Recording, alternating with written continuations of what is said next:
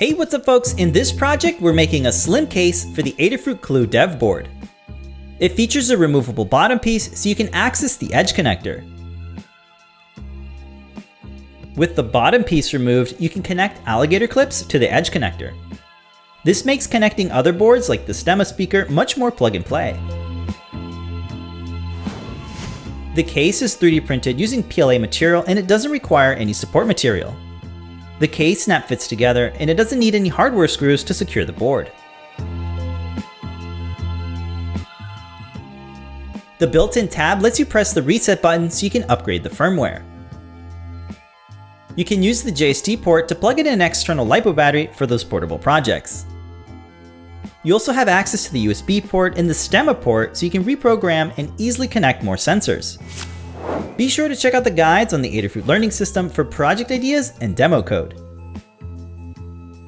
Thanks so much for watching, and don't forget to subscribe for more projects from Adafruit.